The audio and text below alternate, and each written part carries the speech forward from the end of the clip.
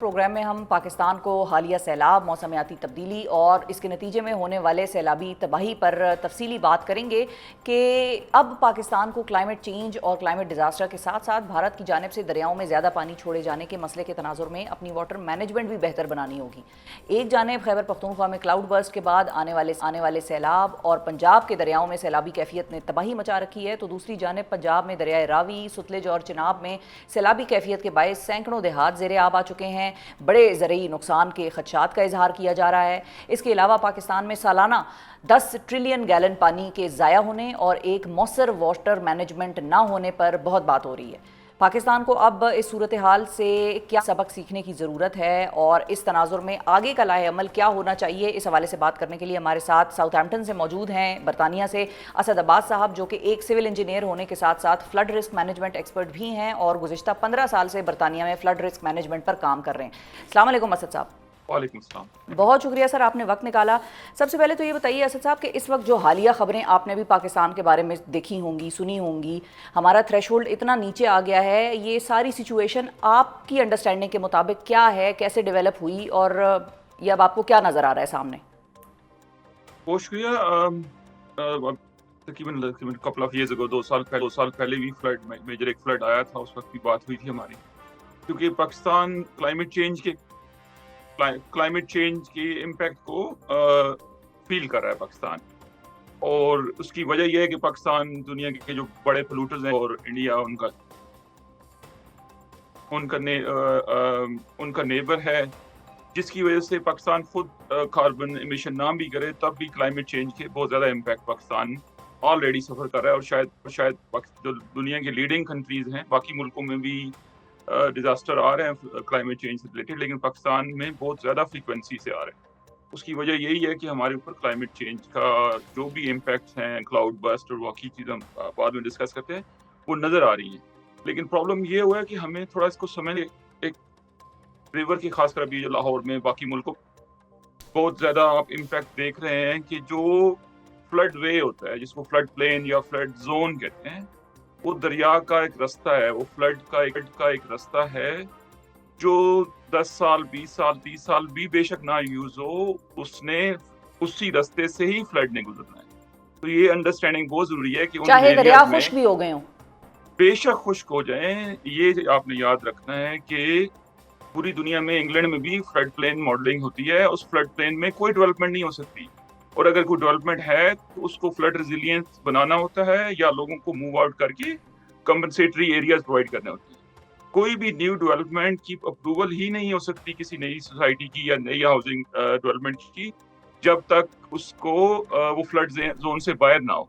और जो पुरानी डेवलपमेंट्स हैं उनको फ्लड रेजिलियंस बनाना जरूरी होता है। अब जो फ्लड वे, आज भी मैं सुन रहा था, कुछ जगहों पे आ रहा था कि जी ये 1 in 30 ईयर फ्लड आ गया, कि जी 30 साल पहले, मैं 96 में लाहौर में ही था, मुझे अच्छी तरह याद है वहाँ पे आया।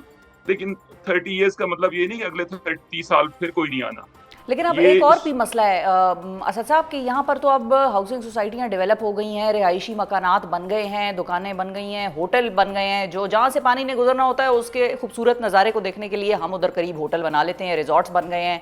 और जिनके घर हैं अब वो लोग भी घर छोड़ने के लिए तैयार नहीं होते, हालांकि अलर्ट्स पे अलर्ट्स जारी कर रहे हैं हमारे महकमे। लोग कहते हैं भाई हम घर कैसे छोड़ के जाएँ, और एक तरह से इमोशनल या माली तौर पर बात समझ में भी आती है। नहीं, आप इस बात को समझना चाहिए कि देखिए, जब एरा में जब अर्थक्वेक आया था तो अर्थक्वेक जोन में लोगों को मूव आउट किया गया, उनको दूसरी कंपनसेटरी लैंड्स प्रोवाइड की गई, उनको कंपनसेशन दी गई कि वो मूव आउट करें उन एरियाज में। दूसरा, जो फ्लड प्लेन का जो रास्ता है उसमें अब बैठना, एक आप समझ लेंगे एक तरह से डेथ सेंटेंस है लोगों के लिए कि आपने फ्लड प्लेन में बैठना है, तो you are waiting for the disaster to come. और पाकिस्तान में प्रॉब्लम हमें ये हो रहा है कि हम फ्लड मैनेजमेंट के बजाय हम डिजास्टर मैनेजमेंट पे ज्यादा फोकस है हमारा। डिजास्टर मैनेजमेंट का तो मतलब ये है कि जब लोग मर गए, लोगों की प्रॉपर्टी लॉस हो गया, और उसके बाद हम उसको मैनेज करें।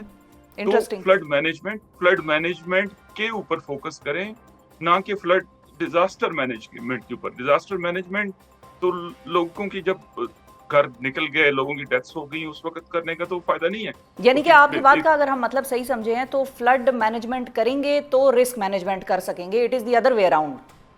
It's other way around. आपने जब तक फ्लड रिस्क मैनेजमेंट नहीं करेंगे, उतना जितना आपका इम्पैक्ट फ्लड जो डिजास्टर मैनेजमेंट के ऊपर कर रहे हैं, फोकस अदर वे अराउंड होना चाहिए कि फ्लड रिस्क मैनेजमेंट हो ताकि डिजास्टर आए ही नहीं, और अगर आए भी सोए तो वो बहुत रिड्यूस्ड एक उसका इम्पैक्ट हो, ताकि आपका लॉस ऑफ लाइफ और प्रॉपर्टी लॉस कम से कम होना चाहिए।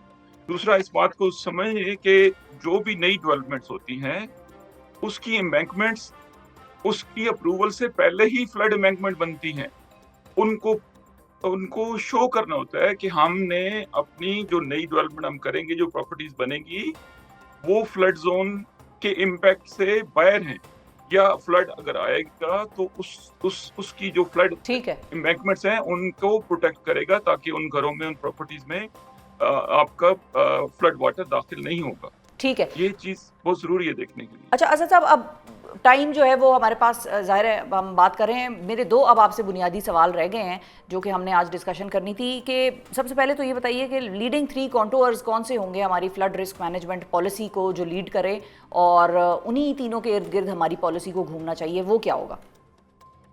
सबसे पहले तो ये होना चाहिए कि इसको नेशनल लेवल पे कंसिडर करें, एक फ्लड रिस्क मैनेजमेंट अथॉरिटी या फ्लड कमीशन हो जो प्लानिंग कमीशन के अंडर हो, जिसको प्रोविंसेस में, जैसे रोड इंफ्रास्ट्रक्चर एक नेशनल हाईवे कि एक नेशनल ऑर्गेनाइजेशन है जो उसको मैनेज करती है, इसी तरह फ्लड की भी कोई प्रोविंशियल बाउंड्री तो नहीं है।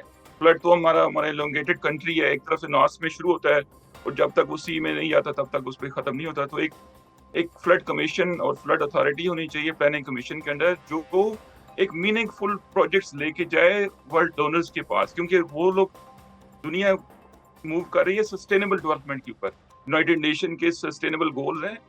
लोग तब आपको फंड करेंगे कि आपके पास एक मीनिंगफुल प्रोजेक्ट्स होंगे। मीनिंगफुल प्रोजेक्ट्स यही है कि आपने सेफ पैसेज दिया है अपने फ्लड वाटर को, एम्बैंकमेंट्स बनानी है, इंडस्ट्रियल एरियाज है उनकी फ्लड प्रोटेक्शन है, उसको फर्दर बॉटम डाउन करे तो आपकी इवन के प्रॉपर्टी लेवल प्रोटेक्शन तक भी यहाँ पे डिजाइन होती है कि इंडिविजुअल प्रॉपर्टी को कैसे ही प्रोटेक्ट करना है। ठीक है, फिर उसके ऊपर हमारा दूसरे नंबर के ऊपर ये होता है कि हम बहुत ज्यादा पानी अपना लूज कर रहे हैं, फ्लड वाटर को। जी 10 ट्रिलियन गैलन्स सालाना। जी हाँ, तो उसमें अभी सैदपुर विलेज में आपने कपल ऑफ वीक्स अगो देखा होगा, मरगला हिल से 5 नालाज गिरते हैं, स्प्रिंग वाटर है, और वो एंड अप हो रहा है नाला लई में। नाला लई से गुजरता हुआ गंदा पानी शामिल होकर सीवेज वो आके दरियाए सवा में गिरा है। तो रेन वाटर हार्वेस्टिंग के ऊपर फोकस करें, ताकि इस्लामाबाद में आप टैंकर से पानी खरीद रहे हैं और जो स्प्रिंग वाटर है वो आप नाला लई में फेंक रहे हैं। तो अपने रेन वाटर हार्वेस्टिंग करेंगे, उस जो रेन वाटर है उसको मैनेज करें, उसको वाटर टेबल को इन्हांस करें, ताकि आपके ये बाकी डे टू डे जो प्रॉब्लम्स हैं उनको भी डील करें। तीसरा इम्पैक्ट यह है कि पाकिस्तान में डिफोरेस्टेशन बहुत ज्यादा हो रही है, ट्रीज कट की जा रहे हैं और उसकी निस्बत नए दरख्त नहीं उगाए जा रहे हैं। यहाँ पे कॉन्सेप्ट है, उसको कहते हैं natural flood management, work with nature not against us, कि नेचर को यूज करें। जो नए ट्रीज आपके हैं उनको इस तरह मैनेज किया जाए कि जो आपने क्लाउड बस देखा होगा केपीके में, जिधर वो हुआ है क्लाउड बस जी, उस रास्ते में बहुत कम से कम दरख्त थे। ठीक है। अब जो नेचुरल फ्लड मैनेजमेंट यही है कि आपका वो जो प्लांटेशन है वो फ्लड के इम्पैक्ट को रिड्यूस करता है। ठीक है, और तो क्विकली ये बताइए असद कि यूके मॉडल भी यही है फ्लड से कोप अप करने का, बरतानिया का भी यही मॉडल है? बिल्कुल यही मॉडल है। इसमें 2007 में एक बहुत बड़ा फ्लड आया था उसके इंग्लैंड में, उसके बाद एक रिव्यू हुआ और उस रिव्यू के बाद ये सारे इम्पैक्ट जो मैं आपसे अभी डिस्कस कर रहा हूँ ये डेली बेसिस पे मतलब प्रोजेक्ट्स के ऊपर इम्प्लीमेंट किए जा रहे हैं। ये फ्लड रिस्क मैनेजमेंट के ऊपर फोकस है, ना कि डिजास्टर मैनेजमेंट के ऊपर फोकस है। तो जब तक ये फोकस चेंज नहीं हुआ, इंग्लैंड में भी इसी तरह प्रॉब्लम है, क्योंकि इंग्लैंड भी एक आइलैंड है, इसको हर तरफ से पानी है, लेकिन इस तरह नेदरलैंड है जो बिलो सी वाटर है। अपने कराची में कुछ दिन पहले देखा होगा कि काफी ज्यादा आया पानी, उसमें ये रीजन भी सामने आई कि जी टाइड लॉक हो गया, टाइड इन थी, पानी आ गया, और इसलिए उसके लिए पंपिंग स्टेशन बनाए जाते हैं ताकि सी आउटफॉल में पानी को पंप किया जाए। जब टाइड इन है, टाइड इन का मतलब यह है कि वो आउटफॉल आपकी समुद्र में नहीं गिर सकती जो पानी निकलना था। उन जगहों पे पंपिंग स्टेशंस होते हैं जो वाटर को पंप करें टुवर्ड्स सी, ताकि आपके लोग फ्लड ना हो, बल्कि आपके उसको पंप आउट करके लोगों को बचाया जा सकता बिल्कुल ठीक है। और फाइनली और क्विकली ये बताइए कि जो डैम्स के बनने का ऐलान आज पाकिस्तान के वज़ीर आज़म ने किया कि हमने सूबों के साथ मिलकर हिकमत अमली बना ली है और नए डैम्स बनाएंगे, ये डैम्स ये मतलब ठीक हिकमत अमली है इस वक्त जिस सूरत हाल से हम गुजर रहे हैं उसमें? 30 सेकंड में डैम अपना बताइए। एक मेजर इम्पैक्ट है डैम्स का, लेकिन डैम्स का प्रॉब्लम ये होता है कि इसकी फिजिबिलिटी और कंस्ट्रक्शन में बहुत ज्यादा टाइम लगता है। हमें लॉन्ग टर्म प्लानिंग भी चाहिए और शॉर्ट टर्म प्लानिंग भी चाहिए। शॉर्ट टर्म प्लानिंग में आप इसको इमीडिएट जो इम्पैक्ट्स हैं उनको एड्रेस करें और बैकग्राउंड में जो डैम्स हैं उनके ऊपर काम किया जाए। लेकिन जैसे आज हमने देखा कि 1,35,000 क्यूसेक पानी आ रहा है, हर डैम की एक कैपेसिटी है। उस कैपेसिटी के बाद आपने मिलियंस ऑफ डॉलर्स लगाने के बाद अगर एक दिन की वाटर स्टोरेज की और उसके बाद, क्योंकि जो 1 ईयर 100 ईयर फ्लड वो आज भी आ सकता है, 10 दिन बाद भी आ सकता है, ठीक है। तो बड़े लेवल के डैम्स की जरूरत जरूर है, लेकिन उनके ऊपर आप टाइम इम्पैक्ट तो देखें कि इस वक्त हमें शॉर्ट टर्म जो मेजर्स हैं उनके ऊपर भी जो इमीडिएट इम्पैक्ट लोगों को दे सकते हैं उनके ऊपर फोकस भी रखना है। ठीक है, और बिल्कुल सही।